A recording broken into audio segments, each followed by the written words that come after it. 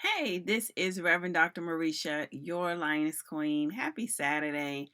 Welcome to our weekly Manna Motivation. So excited to be back with you this week. And so this week, I wanted to talk about, I don't know if you got a chance to hear the I Am series last night, but it was just awesome. We talked about broken people. And so today, I wanted to talk about hurt people, hurt people. And I'm pretty sure you've heard that term before, hurt people. I wanted to start out with a quote that says, managing your emotions doesn't mean you don't express yourself. It means you stop short of hurting others and sabotaging yourself. And that is from Sue Fitzmaurice. And so, I love supporting quotes and poetry. And there's so many creative people out there who really get to the root of the thing. And managing your emotions is so key of managing yourself.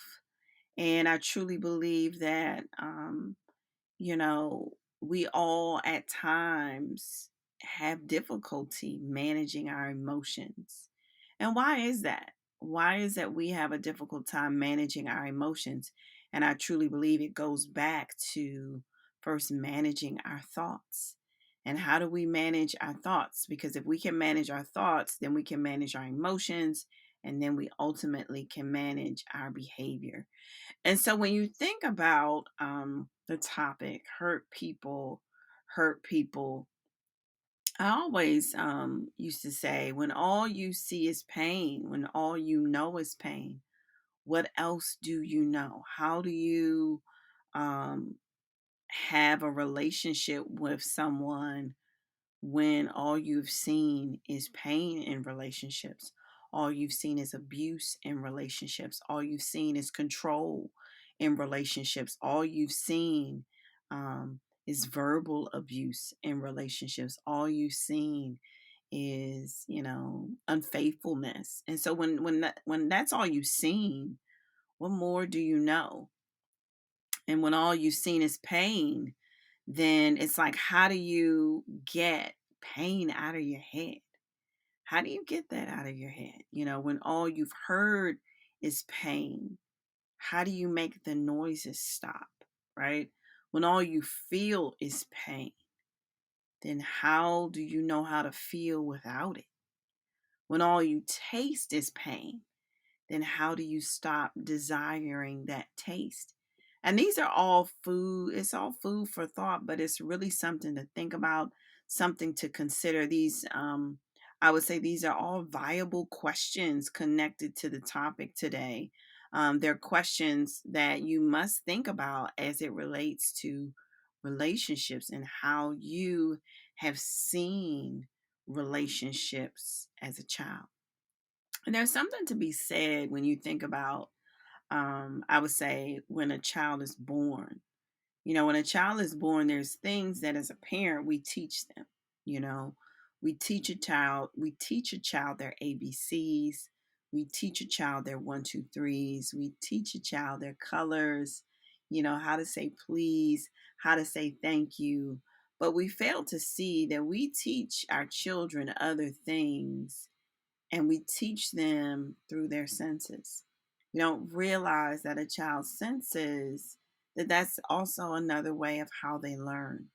They're like sponges, and they process everything through their senses more than your words. And the question is, uh, what have children learned subconsciously through their senses about relationships? What really have they learned? What do relationships look like? What roles do people play in relationships? What do they know not to do? What do they know what to do? And again, children just take these different things on. And what I've learned, we learn a lot from our parents. We learn a lot from our parents, but there are certain things that we've learned from our parents that we've internalized, and we've internalized through our five senses. And so the question is, what have you learned from your mother, or from your father, that you don't realize you learned. Last night when we did the I Am series, we talked about Jada and Will. I talked about the clap a little bit, but it really wasn't about the clap. I wanted to talk about their relationship. And, we talked about, but, both Jada and Will grew up in broken homes as a child. That was something imposed on them. It wasn't something that they did to themselves. And so they experienced trauma early on, And so Jada grew up in a home where both of her parents were heroin addicts. Jada grew up in a home where her dad succumbed, unfortunately, to his addiction and died from his addiction. Will, on the other hand, grew up in an abusive home, where he constantly saw his mother beat, and to the point where Will felt as if, one day he would avenge his mother, and he always had thoughts of killing his father. And so, again, when you think about if you're having all of these negative thoughts, the negative thoughts cause changes in your feelings and emotions. And those feelings and emotions are running rampant, which cause behaviors. And there was one point I read something where Will said his father was sick, and he had thoughts. He had thoughts, and those thoughts led to very heightened negative emotions, and those emotions led him to a plan in killing his father. And he didn't, but still, it all stemmed from the childhood trauma. And so, again, what did both learn? What did both Will and Jada learn, right, about relationships? What did they even learn about healthy relationships, or even what a healthy marriage looks like, right? They didn't. And I'm pretty sure they didn't read books on healing from their childhood trauma first. They didn't read books on the triggers that could come up later in life. They didn't read books on the residue that they still might have from that childhood trauma. I'm pretty sure they didn't read books on how to be the best husband, how to be the best wife, and trying to figure out how the two can become one. I'm pretty sure they probably didn't do marriage counseling to discuss how they would work through some things now that they, really they came together with no parachute, right?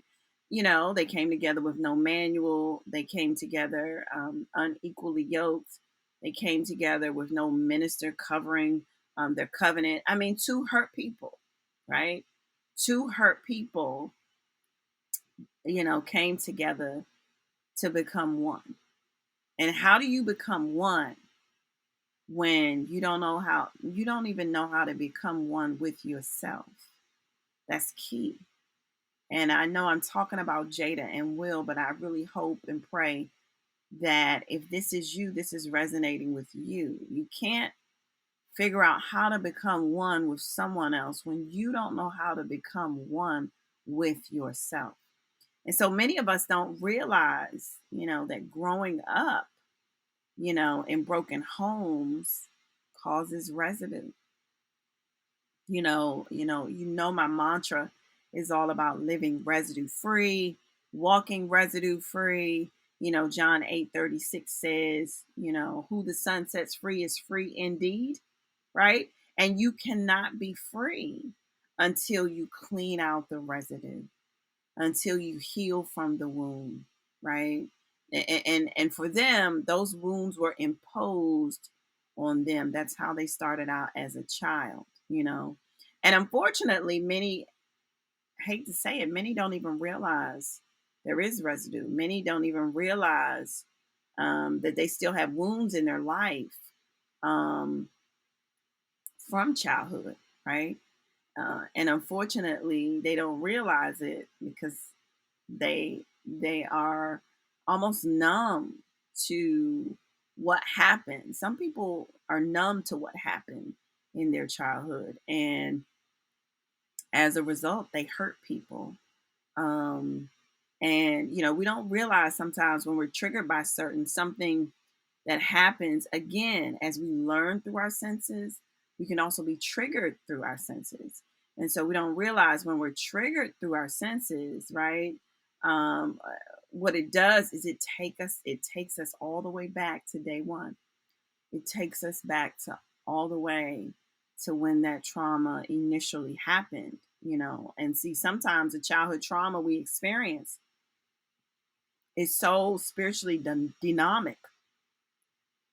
And let me say, when I use that word, I don't want you to feel nervous or scared, but when I use that word, demonic, I'm referring to manipulation. I'm referring to the spirit of manipulation. That is what spiritual being, that spiritual demonic, that's what that means. It is using the spirit of manipulation to control, right? Someone else. It's using them to control what they do, what they see, what they hear, where they go, and what they believe. And that's what a lot of abusers do. Abusers use, they're so spiritually demonic, where they use the spirit of manipulation to manipulate their victim in a way where they want to control them.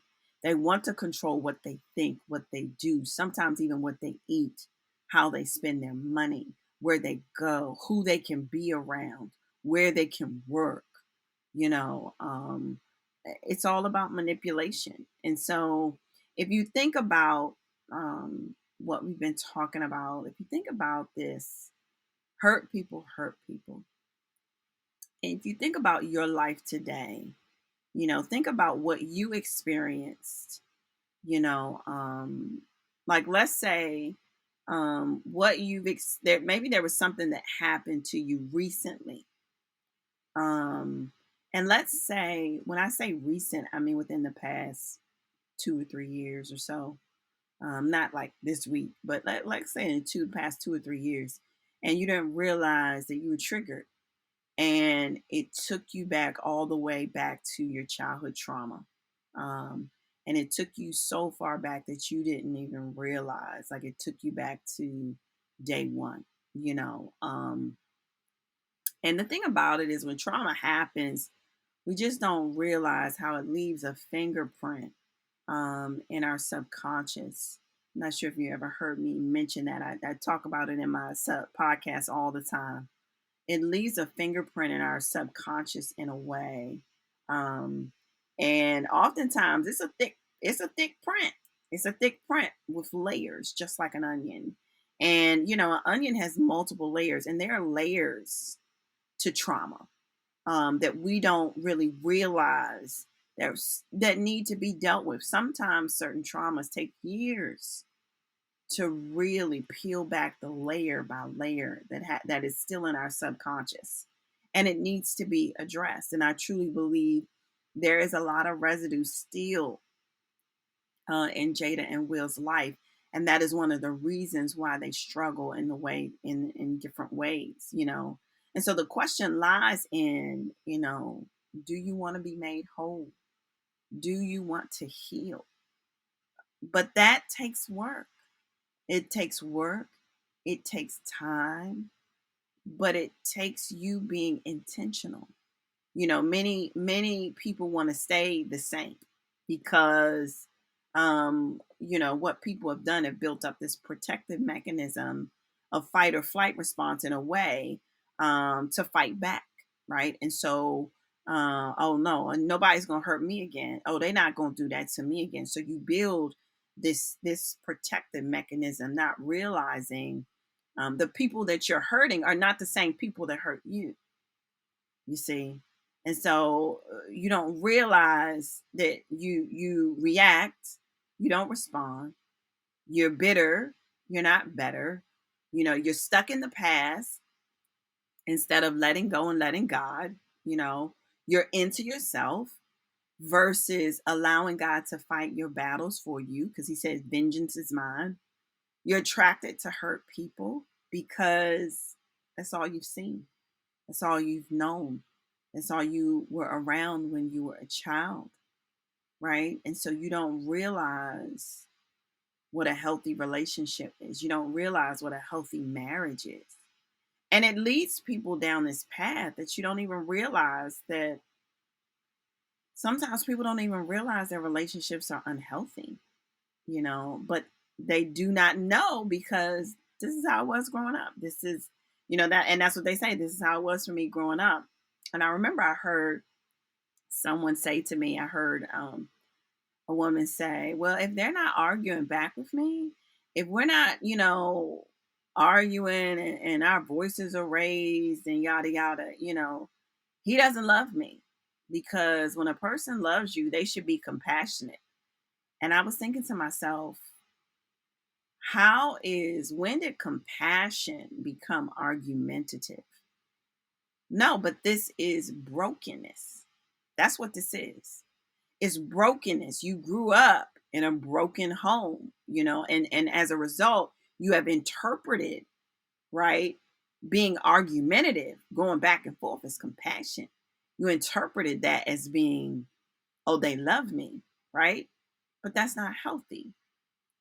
And if you're living that narrative, right? If you're living that narrative, it's a false sense of reality that you have believed, right? That is not based on God's truth, God's traits, and God's word. A false sense of reality that is based on a tarnished perception of what you think a relationship should look like, not based on God's truth, not based on God's word, right? And so the question lies in how do hurt people hurt people? How do they begin to heal? How do they have healthier relationships? Well, guess what? We'll talk about that next week. I know this was getting good, right? This was getting good. My heart goes out to, as a minister, my heart goes out to Jada and Will. I think both of them have a lot of residue that they need to deal with individually. And I truly believe also that they're both unhappy and have been unhappy from the jump. They've just have put on a great partnership and they have made it work because of the familiar. I think because of the brokenness, I think both of them are dealing with low self-esteem, even though it doesn't manifest in the Hollywood's eye, but it does manifest because you both are deciding to stay in something that's unhealthy and you don't feel loved and you're not together as one. And so my heart goes out for them and I truly pray for them. Um, but in the same regard, that could be you. And we want to be better as women. We want to be better. We want to grow. We want to become. We want to evolve. Because who the sun sets free is free indeed. And God wants you to be free today. And so next week we'll talk about how do you heal from the hurt. We'll talk about that. And I'm so excited about talking about that. And so please subscribe to the Line is Clean channel if you want to hear more or be notified of new episodes. If you want to even hear about more information about the Line is Queen ministry and the women's organization and what we're doing, please reach out to me. I would love for you to reach out to me. Either you can reach out through my website, www.iamthelionessqueen.com, or you can email me directly, iamthelionessqueen@gmail.com. Please follow me on my social media platforms, Instagram, Reverend Dr. Lioness Queen, Facebook is Lioness Queen, Twitter is Lioness Queen, TikTok is Lioness Queen. You can find me all over Lioness Queen. So stay tuned to next week. I can't wait to see you and get and dig deep into how to heal from your brokenness, from being hurt. Amen. Have a blessed day.